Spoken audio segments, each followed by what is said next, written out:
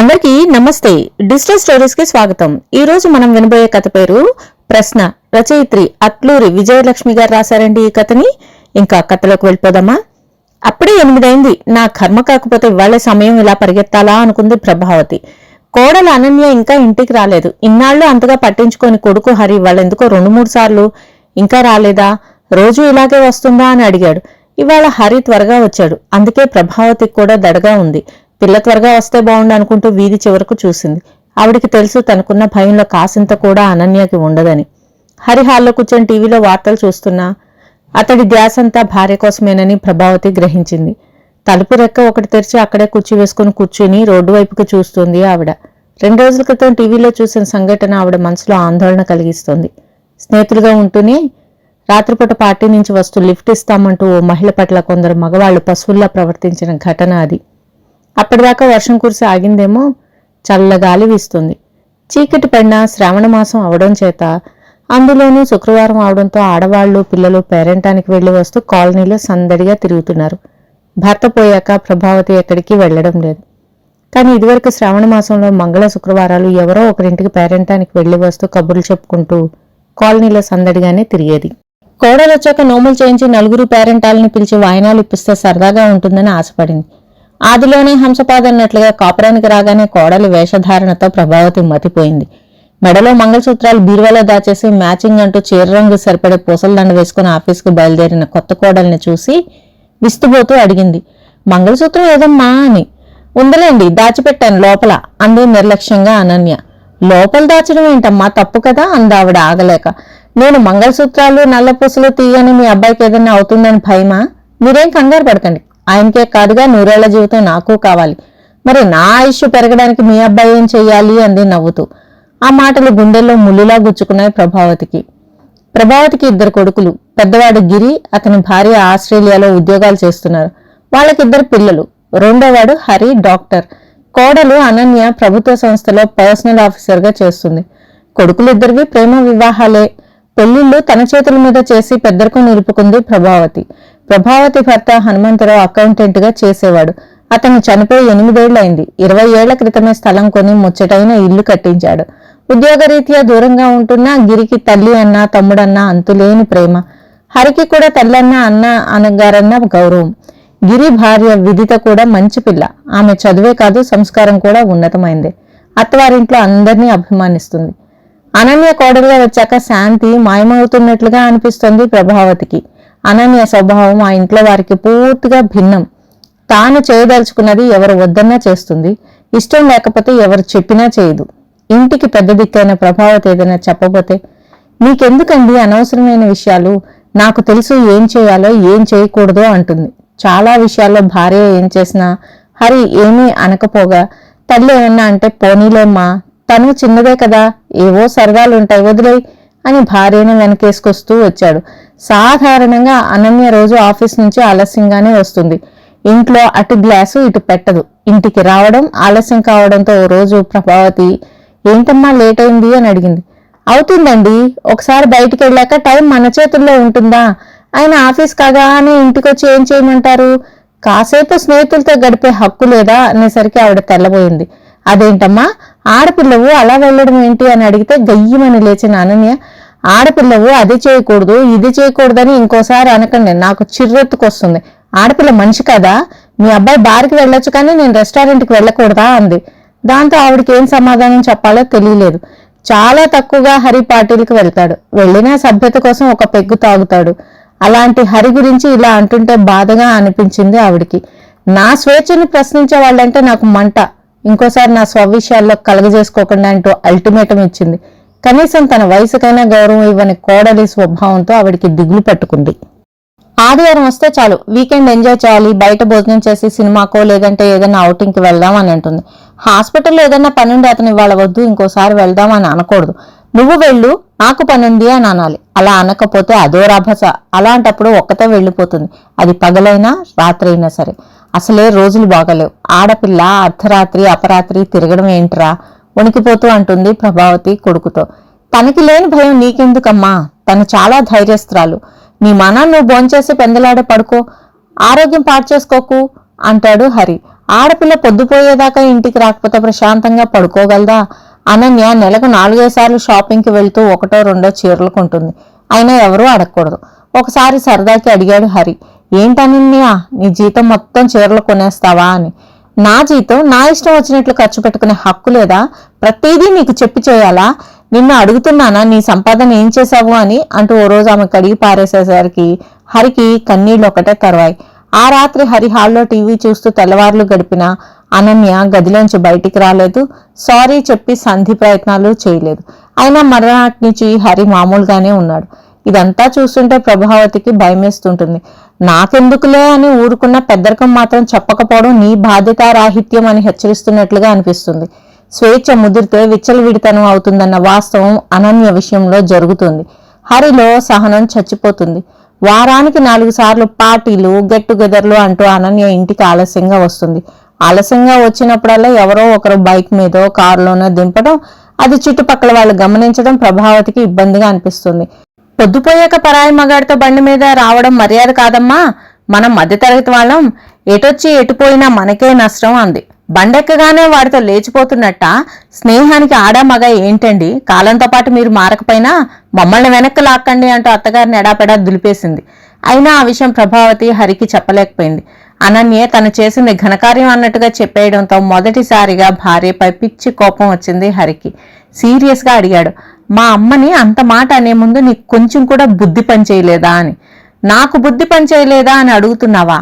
నా మీద నీకు నమ్మకం లేదా? నువ్వెప్పుడు నీతో పనిచేసే లేడీ డాక్టర్నో కో నర్సులకో లిఫ్ట్ ఇవ్వలేదా? నేను ఎవరితో బండి మీద వెళ్తే వాళ్లతో నాకు అఫైర్ ఉన్నట్టేనా? రెచ్చిపోతూ అడిగింది. నమ్మకం లేదా అని బాధపడే ముందు మనం నమ్మకం కలిగేలా ప్రవర్తిస్తున్నామా అని ఆలోచించాలి. మన నమ్మకాలు కాదు ఇక్కడ ముఖ్యం, చుట్టుపక్కల వాళ్ళ గురించి ఆలోచించాలి. సమాజానికి దూరంగా బతకడం లేదు కదా. ఇంటి పెద్ద అత్తగారు అయిన ఆవిడని గౌరవించడం నేర్చుకో.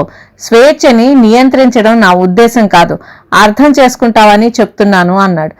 మీ అమ్మని ఒక్క మాట అన్నందుకు నాకు ఇన్ని సూక్తులు చెప్తున్నావంటే నీకు నా మీద కన్నా మీ అమ్మ సిద్ధాంతాల మీద గౌరవం అన్నమాట.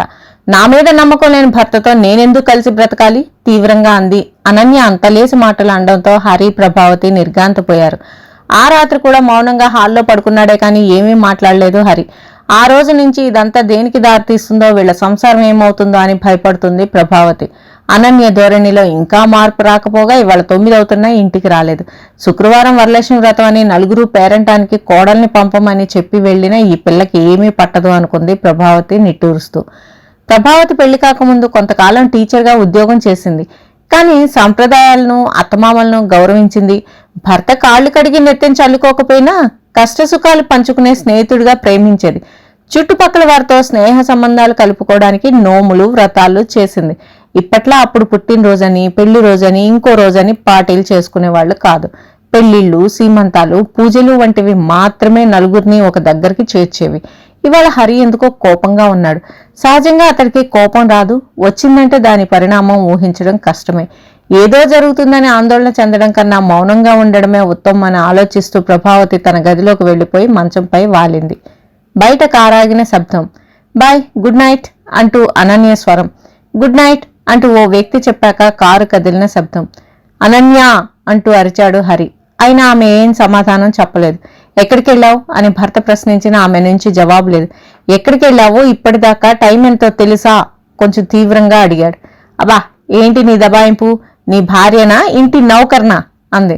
నువ్వెందుకు నౌకరు అవుతావు? నీకు అన్నీ అందించే మా అమ్మే నౌకరు అవుతుంది. ఎక్కడికెళ్ళావో నా ప్రశ్నకు సమాధానం చెప్పు. నీకు చెప్పాల్సిన అవసరం నాకు లేదు, వినాల్సిన అవసరం నాకుంది. నా స్వేచ్ఛను ప్రశ్నిస్తున్నావా? స్వేచ్ఛ స్వాతంత్రాల గురించి చర్చించాలనుకోవడం లేదు. గతంలో మన మధ్య గొడవలు జరిగినప్పుడు చాలాసార్లు వెనక్కి తగ్గాను. ఇప్పుడు సహనం చచ్చిపోయింది. దేనికైనా కొన్ని లిమిటేషన్స్ ఉంటాయి. నేను హద్దులు మీరి ప్రవర్తిస్తున్నానా? హద్దులేమిటో, అవి ఎందుకో చదువుకున్న దానివి నీకు చెప్పాల్సిన అవసరం లేదు. భర్తగా నాకు నీ పట్ల హక్కుల సంగతి ఎలా ఉన్నా బాధ్యతలున్నాయని అడుగుతున్నాను. జవాబు చెప్పడం బాధ్యత అని నువ్వు అనుకుంటే చెప్పు. చెప్పను, ఏం చేస్తావు? చేయడానికి ఏముంది? ఇన్నాళ్ళు ఏం చేశాను? నేను ఆధునిక యువతిని, సంపాదన పరురాల్ని. మొగుడు అతివాజ్ఞల్లో ఉండే అవసరం నాకు లేదు. నేను ఇలాగే ఉంటా. నీకు ఇష్టమైతే కలిసి ఉంటాం, లేదంటే విడిపోదాం. ప్రతిరోజు ఈ తగాదాలు, నిర్బంధాలు నేను భరించలేను. నీ నిర్ణయం అదే అయితే రేపటిదాకా ఎందుకు? ఈ క్షణమే విడిపోదాం. మనల్ని విడదీయడానికి లాయర్ అవసరం కూడా లేదు. ఒక్క ద్వారం చాలు. ద్వారం దాటితే నువ్వెవరో నేనెవరో. నన్ను ఇంట్లోంచి వెళ్ళిపోమంటున్నావా? నీకెంత పొగరు! ఇది నీళ్ళనేగా. ఇప్పుడే వెళ్తున్నా. వెళ్ళిపోవడమే కాదు, పెళ్లి చేసుకోబోయే ప్రతి ఆడపిల్లకు చెప్తాను, పెళ్లి అయిన వెంటనే అత్తారింటికి వెళ్ళొద్దు, నీకంటూ ఒక ఇల్లు ఏర్పాటు చేసుకున్నాకే పెళ్లి చేసుకో అని. ఇంకా గుడ్ బై. అనన్య, వెళ్ళొద్దమ్మా, వెళ్ళకు, గట్టిగా అరిచింది ప్రభావతి. అమ్మా, ఏమైంది నీకు? హరి కుదుపుతుంటే బలవంతంగా కళ్ళు తెరిచింది ప్రభావతి. ఏమైంది? ఏదన్నా పీడకలా? ఆవిడ మీదకి వంగి ఆప్యాయంగా అడిగాడు హరి. ఆవిడ నాలుగు వైపులా చూస్తూ అనన్య అంది. అనన్యని పిలవనా అంటూ హరి తలెత్తేసరికి గుమ్మంలో నిలబడి ఏమైంది అని అడుగుతుంది అనన్య. ప్రభావతి అనన్య వైపు చూసి కన్నీళ్లతో అంది. అనన్య, నువ్వెక్కడికి వెళ్ళవద్దమ్మా, ఈ ఇల్లు విడిచెక్కడికి వెళ్ళవు కదూ. అనన్య ఆవిడ మంచం వద్దకు చేరుకుని వింతగా అడిగింది. నేను వెళ్ళడం ఏంటండి? ఎక్కడికి వెళ్తాను? ఇది నా ఇల్లు, నేనెక్కడికి వెళ్తాను? అనన్య మాటలకి తెల్లబోతూ కుడుకు వైపు చూసింది. అనన్య, అమ్మకేదో పీడకల వచ్చినట్లుంది, నిద్రలోంచి లేచింది కదా, కొంచెం వేడి పాలు తెస్తావా అని హరి అనడంతో వంటగది వైపు వెళ్ళింది అనన్య. చెక్కిళ్ల మీద కన్నీళ్లు కారిపోతుంటే ఆవేదనగా అడిగింది ప్రభావతి. మీరిద్దరూ గొడవ? ఆవిడ మాటల మధ్యలో ఆపేస్తూ నవ్వుతూ అన్నాడు హరి. మేం గొడవ పడతామేమోనని ఆలోచిస్తూ పడుకున్నావా? నువ్వు, కోడలు, విడాకులు. మేం విడాకులు తీసుకుంటున్నట్టు వచ్చిందా? అయ్యో అమ్మా, అయినా విడాకులు ఇవ్వాల్సినంత తప్పేం చేసింది అనన్య? కొడుకు వైపు చూసింది అయోమయంగా ప్రభావతి. నువ్వేం కంగారు పడకమ్మా, ఏమీ జరగదు. ఇదంతా స్వతంత్ర భావాల సంఘర్షణ. ఇదొక ఆధునిక జీవన పోరాటం. ఇందులో ఎవరూ గెలవరు, ఎవరూ ఓడరు. ఈ పోరాటం కొందరి జీవితాల్లో చివరిదాకా సాగుతూ ఉంటుంది, కొందరి జీవితాల్లో మధ్యలో సమసిపోతుంది. మా జీవితంలో ఏం జరుగుతుందో కాలమే నిర్ణయిస్తుంది. అందాక మౌనంగా చూస్తూ ఉండు, నేను చూస్తూ ఉంటా. అనన్య తెచ్చిన పాల గ్లాసును తీసుకుని తల్లి నోటికి అందిస్తూ అన్నాడు. పాలు తాగి ప్రశాంతంగా పడుకో, సరేనా? ఆవిడ నిస్తేజంగా చూస్తూ గ్లాస్ అందుకుంది. తాగమ్మా అన్నాడు హరి తననే చూస్తున్న తల్లితో. ఆమె ఒక్కో గుక్క తాగుతూ ఆలోచించసాగింది. హరి ఏమీ అనలేదా? అనన్య వెళ్ళిపోతుందని భయపడ్డా, లేక తను బాధపడతానని అబద్ధం చెప్తున్నాడా? ఆవిడ చూపులు గోడగడియారం వైపు తిరిగాయి. అర్ధరాత్రి 12 దాటి 15 నిమిషాలైంది. అంటే తను నిద్రపోయింది.